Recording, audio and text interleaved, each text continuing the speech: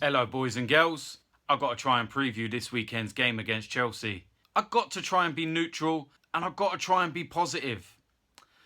Let's find out if I can do just that.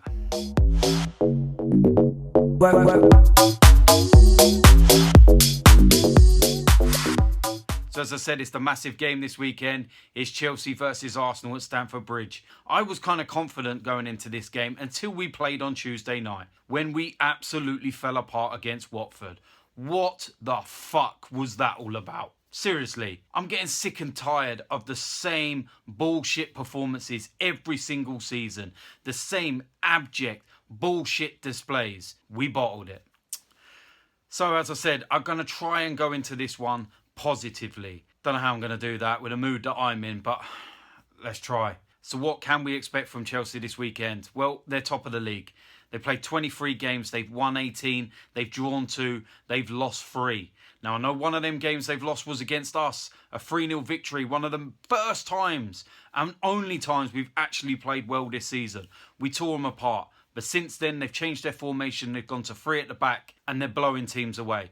When I say blowing teams away, I mean, yeah, they're blowing them away in terms of the fact that they're winning games, but there are a few chinks in the armour. There are a few little signs that we can get to them. We've just got to hope and pray that the real Arsenal turn up this weekend and we can do that to them. Because that is my issue. There's 2 Arsenals. We're either really good or we're really, really fucking poor. So which one will turn up? Top goal scorer for Chelsea this season is Diego Costa with 15 goals. We know about Diego Costa. He's a horrible little bastard. He will sit there, he will scratch, he will pull. He will do everything he can to wind our defence up. We've got a tendency of having players sent off against Chelsea. Gabriel last year. I need the players to go out there with the same kind of mentality when you played at the Emirates. Give it to him back. Wind him up a little bit. But don't cross that line. Don't get sent off and don't put us down to 10 men. Am I really confident about the game? Not really. Reasons why are because of Tuesday and because of our performances before at Stamford Bridge. Think of Arsene Wenger's 1000th game, 6-0. Absolute abysmal performance. These are the things and the reasons why I am like I am and why I don't have so much confidence within this team. I believe we've got a good squad, possibly one of the best in the league. But do I feel that we've got the best mentality? No. Our mentality is weak. It's poor. It's pathetic. It's one of the worst in the league. And that stems from the manager. So how are Chelsea going to set up with this game? Like I said, they're going to go 3 at the back. They like to be very physical in the middle of the park and they like to release Diego Costa early. They can play all sorts of ways. They can put balls in the box or they can play behind you. They are a threat from all over the pitch. We have to watch that. We have to nullify that. And most importantly, we have to attack them with pace. That for me is key. Pace.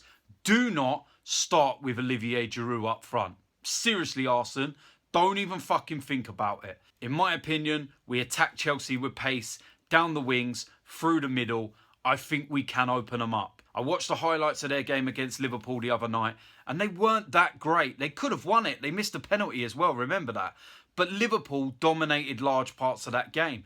You go back to the game where they played against Spurs, for instance, and Spurs were all over them. They can be got at. Manchester City. Man City were winning 1-0. De Bruyne, open goal, 2-0, game over. No, he hits the bar. Chelsea go up the other end, make it 1-1. Whole complexion of the game changes and they end up winning 3-1. So for as well as they've done and for as good as they have been, they are there to be got at. We can do that. But it's just down to us. Like I said, what Arsenal turns up on the day. It's all about up here. Mentality. If the real Arsenal turn up, I've no doubt we can win this game. If the Arsenal that played against Watford turns up, I can see it being a long fucking afternoon. As you can tell, I'm not overly confident. My heart tells me one thing, my head tells me another. My heart says we're going to win this game 3-1. My head says we're going to bottle it as per fucking usual and Chelsea are going to spank us. In terms of team selection, I'm not even going to go with what I think Arsene Wenger will pick. I'm going to go with a 1-11 that I would pick. This is the team that I want to see on Saturday, and this is the team that I feel will cause problems to Chelsea. So with that said, Let's get into the 1 to 11. In goal, Cech. I feel that going back to Stamford Bridge is massive for him.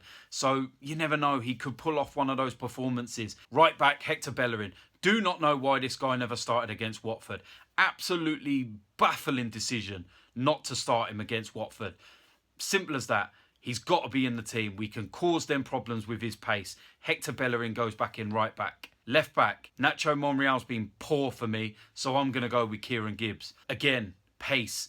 If he can stay fit, he will be our first choice left back in my opinion. So for me, that's why I put Kieran Gibbs in at left back. Centre back pairing is pretty simple. Don't even need to discuss this one. You're going to have Laurent Koscielny, captain as per usual, and Mustafi. Now, I heard that Mustafi's got a bit of a knock and we could end up having to change that position. But if he's fit, Mustafi goes in there. In the central defensive midfield role, Francis Coquelin's going to sit there as the defensive midfielder. I believe that Francis Coquelin is the most underrated player within the team. He's been our most consistent player throughout 2016, and I think it's a disservice to the man himself to keep slagging him off and saying that he's poor. I think he's key to what we do. I just don't think that we found the right person to go alongside him since Santi Cazorla's been injured. So with that said, we've got to find a partner for him. And I feel the only option we've got is Alex Oxlade-Chamberlain. Now, he was superb against Southampton. I thought he was really good when he came on for Ramsey the other night against Watford. He gives us something a bit different. And in that middle, he gives us pace. Let Coquelin do the dirty work and let Ox do the building up stuff and start releasing the ball quicker and driving through the Chelsea midfield. For me, that will be my central midfield pairing. Coquelin, Oxlade-Chamberlain. On the right-hand side, Theo Walcott.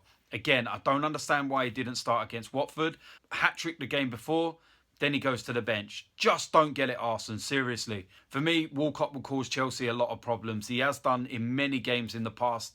He does enjoy playing against Chelsea, so for me, I will put Walcott there on the right-hand side. Left-hand side, I will go with Lucas Perez. I did say initially a couple of days ago that I would go with Welbeck, but my mind's changed. So who knows, by Saturday I could change it again. But right now I'm feeling Lucas Perez on the other flank. In the number 10 role, I'll go with Mesut Ozil. Now, I was pissed off with him the other night against Watford.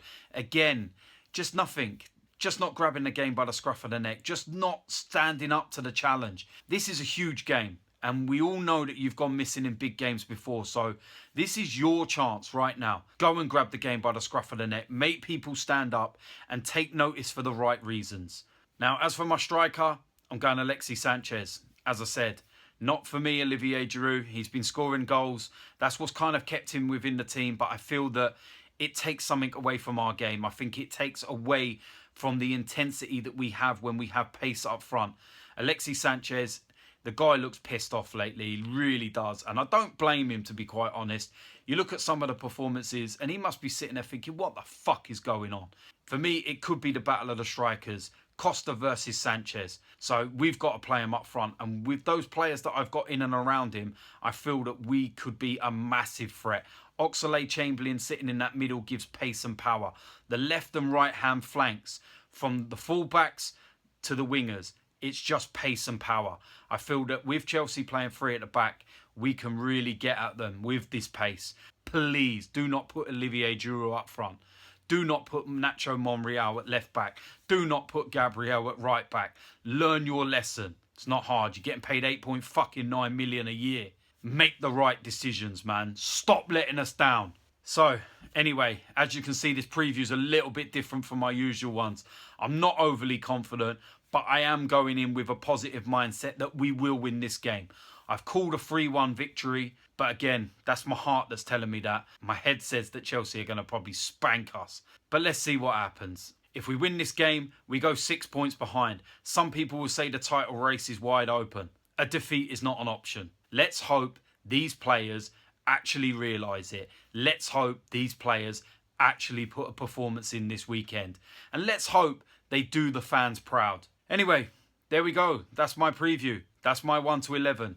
You know what to do if you haven't already. Make sure you subscribe. Leave them comments in the section below. Let me know what your team selection will be. Let me know what you think of the preview. Make sure you like. And I will see you lot at Stamford Bridge on Saturday. Come on, Arsenal. Do not fucking let me down like you have already.